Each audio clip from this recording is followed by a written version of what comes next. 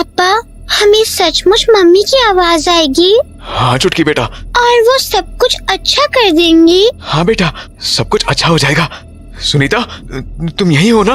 तुम सुन सकते हो ना मुझे? हाँ भूषण जी, मैं आपको सुन सकती हूँ।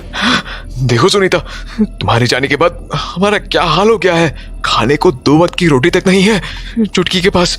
हमें तुम्हारी मदद चाहिए सुनीता। मैं जानता हूँ तुम हमारी मदद कर सकती हो। करोगी ना? हाँ करूँगी ना, बिल्कुल करूँगी। पर बदले में आपको मुझे मेरी बेटी से मिलाना होगा। क्या? ये क्या बोल रही हो? मैं भला चुटकी को तुमसे कैसे मिला सकता हूँ? आपको ये काम करना ही होगा भूषण जी, वरना मैं आपकी मदद नहीं कर पाऊंगी। पर मैं ये करूँ कैसे? मैं चुटकी को कुएं के अंदर नहीं भेज सकता। अरे भूषण जी, चुटकी ना सही, पर उसके शरीर का कोई ना कोई हिस्सा तो कुएं के अंदर आ सकता है ना? क्या? पर क्या? भूषण जी, आप चाहो तो इस कुएं के अंदर चुटकी का जरा सा खून भी गिरा सकते हो। मैं उतने में ही संतोष कर लूंगी। पर पापा, थोड़ी सी खून की ही तो बात है। अगर उसके बाद सब ठीक हो जाएगा तो अच्छा है ना? सुनीता, क्या उसके बाद सब कुछ ठीक हो जाएगा? हाँ भूषण जी, सब कुछ ठीक हो जाएगा। ठीक है फिर चल चुटकी। भूषण जी, आपको परेशान होने की जरूरत नहीं है। अब आपकी सारी मुश्किलें दूर हो जाएंगी। इस बात को सुनकर दोनों बाप बेटी खुशी से झूम उठे और भागे भागे अपने घर तक आए। घर पहुंचते ही उन्हें अपने वरामदे पर सोने के सिक्कों से भरी पोटली मिली।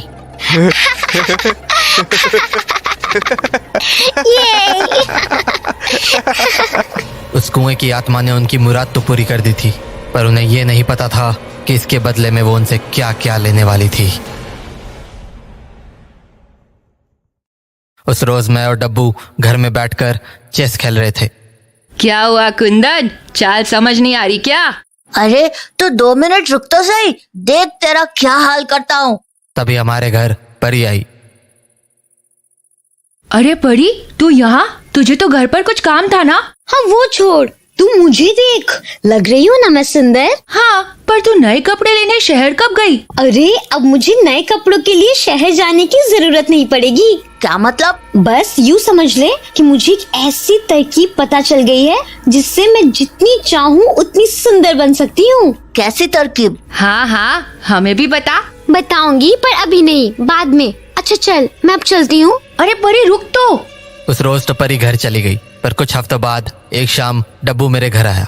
कुंदन, डब्बू, क्या हुआ? यार परी घर का दरवाजा नहीं खोल रही है, पता नहीं उसे क्या हो गया है। अच्छा चल देख के आते हैं। तो उसके बाद हम लोग परी के घर पहुंचे।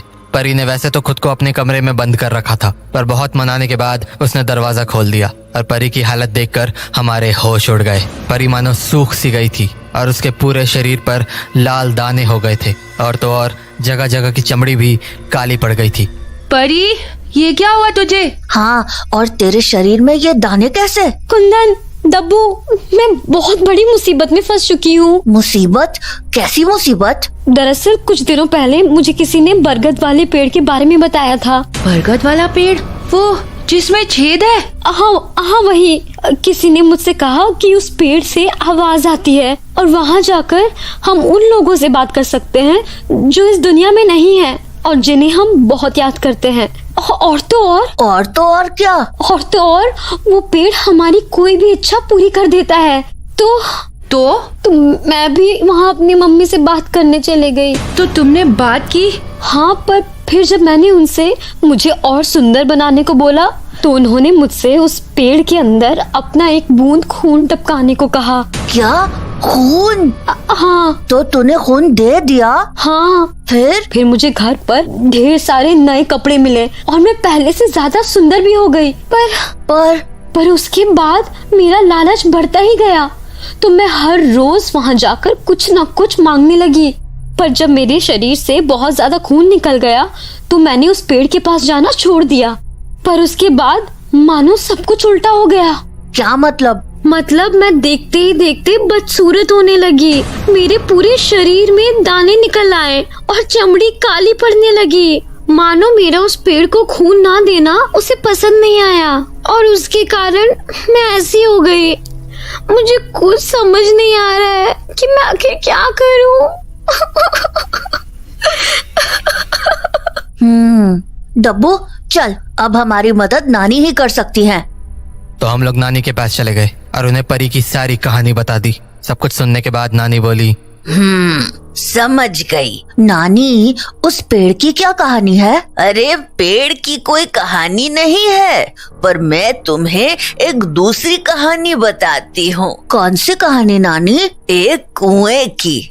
कुछ साल पहले इस गांव के किसी आदमी को पैसों की बहुत जरूरत थी, तो एक रोज वो अपनी बेटी को लेकर एक रहस्यमयी कुएं के पास गया, जहां से वो अपनी मरी हुई पत्नी से बात करता था। जब उसने अपनी पत्नी से मदद मांगी तो बदले में पत्नी ने उसकी बेटी का खून मांगा। जैसे ही उस आदमी ने अपनी बेटी का खून उस कुएं में टपकाया, उसके घर में सोने के सिक्कों से भरी पोटली आ गई। वो आदमी बहुत खुश था, पर देखते ही देखते उसका लालच बढ़ता गया और वो लगातार पैसों के लिए उस कुएं में अपनी बेटी का खून देने लगा। और देखते ही देखते उसकी बेटी कमजोर होती चली गई और फिर उसकी मौत हो गई। पर वो आदमी तब भी लालच में अंधा होकर पैसों के लिए उस कुएं में अपना खून देने लगा और कुछ ही दिनों में उसकी भी मौत हो गई। क्या? पर नानी, उसकी पत्नी ने ऐसा क्यों किया? क्या उस आदमी ने अपनी पत्नी के साथ कुछ बुरा किया था? क्या इसके पीछे भी कोई कहानी थी? अरे काहे की कहानी? उस कुएं में उसकी पत्नी की आत्मा थी ही नहीं, तो फिर उस कुएं में कौन था? दरअसल उस कुएं के अंदर जो भी शैतानी शक्ति थी, वो लोगों को लुभाने के लिए उनसे उनके चाहने वालों की आवाज में बात करती थी और उन्हें अपने छल में फंसाकर अपना खून देने पर मजबूर करती थी। तो नानी, क्या वो बुरी शक्ति निशिडाक थी? नहीं, उस बुरी शक्ति का नाम लोभासुर है। लोभासुर? हाँ, लोभासुर लोगों को लालच के जाल में फंसाता है और अगर एक बार किसी ने उसे अपना खून दे दिया तो वो उस इंसान को लोभ के जाल में फंसाकर उसकी जान ले लेता है। पर नानी, इस कहानी का परी से क्या लेना देना? हाँ, परी तो कभी किसी कुएं के पास गई ही नहीं। उसने तो अपना खून उस पेड़ में डाला था। अरे वो पेड़ उस कुएं के ऊपर ही तो है। क्या मतलब परी अपना खून उस पेड़ के छेद से कुएं में डाल रही थी? हाँ, और नहीं तो क्या। जब गांव में ऐसे बहुत से हादसे होने लगे तो सबने मिलकर उस कुएं को ढक दिया और वहाँ एक पेड़ लगा दिया। पर शायद लोभासुर ने अपने शिकार का एक नया तरीका निकाल लिया है। पर नानी, अब हम क्या करें? परी को कैसे बचाएं? परी को बचाने का एक ही तरीका है। तुम्हें लोभासुर के मुंह से परी का सारा खून खत्म करना होगा। क्या मतलब? मतलब ये कि जब तक लोभासुर के मुंह पर परी के खून का स्वाद रहेगा, वो उसका पीछा नहीं छोड़ेगा। तो तुम्हें उस कुएं के अंदर से परी का सारा खून निकालना होगा। पर नानी, हम कुएं के अंदर जाएंगे कैसे? वहाँ तो पेड़ है ना। लोभासुर आवास को खोलने का वक्त आ चुका है। लोभासुर आवास? वही जगह जहाँ से तुम्हें लोभासुर के मुख तक जाने का रास्ता मिलेगा। और साथ ही एक और जरूरी चीज भी देती हूँ, जो तुम लोग सही मौका देखकर इस्तेमाल कर लेना। तो नानी की बात मानकर हम लोग लोभासुर आवास में पहुंच गए और मशाल लेकर सीढ़ियों में उतर गए। नीचे पहुंचने पर हमने देखा कि वो रास्ता कुएं के अंदर खुल रहा था और नीचे कुएं में पानी की जगह ढेर सारा खून था और हमारे ठीक ऊपर पेड़ की जड़ें थी, जिसके बीच से थोड़ी सी रोशनी आ रही थी। हम लोग समझ गए कि वो रोशनी उसी छेद से आ रही थी जो उस पेड़ में था और परी का खून वहीं से टपक कर नीचे जमा हो रहा था। हम लोग उन जड़ों को देख ही रहे थे कि हमें एक आवाज आई। अरे डब्बू, कुंदन, तुम लोग आ गए। आवाज डब्बू की दादी की थी, जिनकी कुछ ही महीनों पहले मौत हो गई थी। तो दादी आप? डब्बू बेटा, कैसा है तू? मैं अच्छा हूँ दादी। बेटा, तुझे मेरी याद नहीं आती? मुझसे मिलने का मन नहीं करता?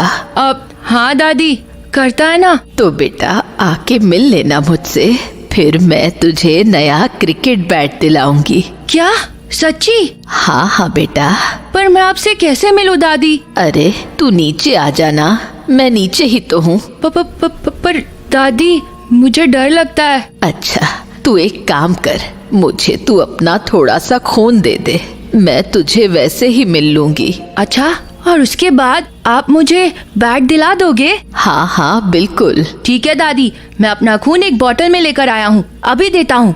उसके बाद डब्बू ने बैग से एक शीशे की बोतल निकाली और उसे नीचे कुएं में खाली कर दिया। और फिर उसने कहा, कुंदन, अपनी मशाल नीचे फेंक। जैसे ही मैंने मशाल नीचे फेंकी, उस कुएं के नीचे का खून धू धू कर जलने लगा और एक अजीब सी चीख हर तरफ गूंज गई।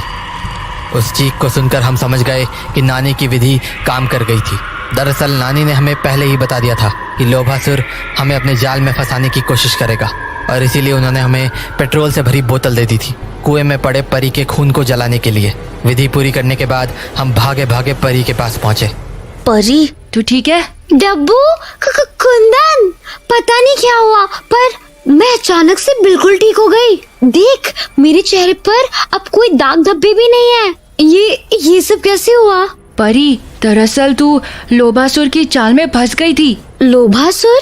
हाँ, जिससे तू अपनी मम्मी समझकर बात कर रही थी, वो तेरी मम्मी नहीं बल्कि लोभासुर था, जो लोगों को लालच के जाल में फंसाकर उन्हें जान से मार डालता था। पर अब चिंता की कोई बात नहीं है, हमने उसे जड़ से खत्म कर दिया है। हाँ, लोभासुर की कहानी अब खत्म हो चुकी है।